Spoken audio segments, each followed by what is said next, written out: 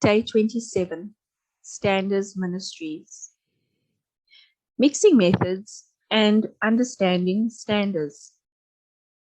What's wrong with saying, I'm standing for my marriage?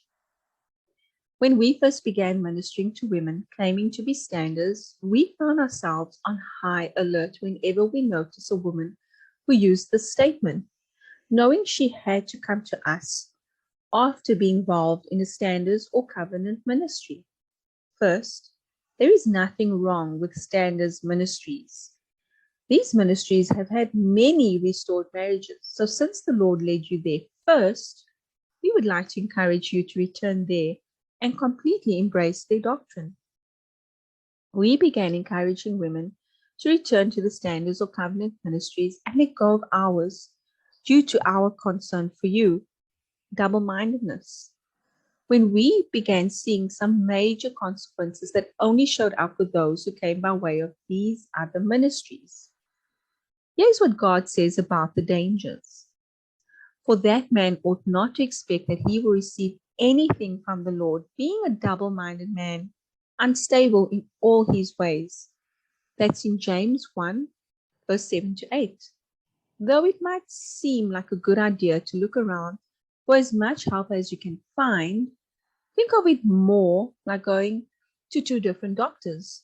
We all know that there are serious dangers if you begin taking two different medicines prescribed by two different doctors that are known and have been proven to result in dangerous side effects.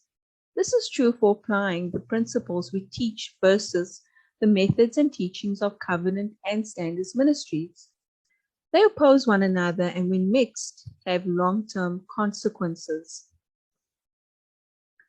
To be honest, I only recently let go of all standards theology that I used to hold fast to before God began showing me that my mistake.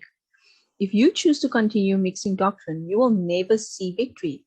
So it is a good time to choose one ministry or the other, which means letting go of all other spiritual food. I will say that I know this ministry is the path to life because I have gone down the others for years with no lasting results. That's from Helen in Louisiana. Here's a portion of a restored marriage testimony submitted to us from a woman who had first come to us from a standards ministry. She said, it was the Restore Ministries International courses that taught me a lot, mostly not to try, but to trust. How can I warn other women to stand, not to hold on, but to let go? I want to save them from the pain I endured, facing so much hopelessness, so much humiliation. Times I wanted to die. I came through very painful times, but coming here to Restore Ministries International, finding my heavenly husband, God freed me. He humbled me. He forgave me, and finally I came to the place of no longer wanting my earthly husband as husband. I wanted the Lord as my husband. That's when everything changed. To read the pain and why her restoration was so long, read fits of rage came over me. In this lesson, we want to share some of the differences between being a stubborn stander who, as Michaela said, was spiritually arrogant, when God is calling us to become women of humility, walking along our journey with our heavenly husband, drenched in his love, to the point that is easy to let go, and when God is free to restore. Marriage crisis, or is it a spiritual crisis? One way that our ministry is not like the standards ministries is because we strongly believe that you are not in a marital crisis, but a spiritual crisis. We believe that your marriage crisis was allowed by God to bring about the changes He desires in you, because God first begins with the heart of everything, the heart of the marriage being you. Knowing this is the truth, we are very careful to never focus on or concentrate on our spouse's sin, but on our own. By merely referring to your husband as a prodigal is like calling them names and labeling them as a sinner. Hopefully, as you read through our books, you found, as we did, that we had a lot to do with the condition of our marriage and why it collapsed.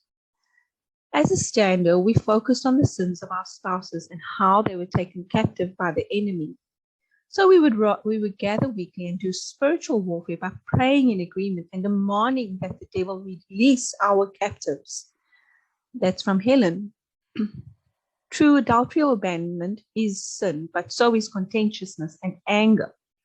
What is worse is confessing the sins of someone else when veiled in prayers. We as women are not built to be warriors. It is the enemy's tactic to wear you out by praying a hedge, standing in the gap, and claiming your covenant rights to keep you from focusing on the Lord and your intimacy with Him, which, by the way, is the reason He removed love and friend in the first place.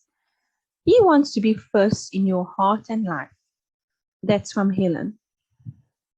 Being discreet is another thing that we focus on a lot in our ministry, which is the opposite of the standards doctrine.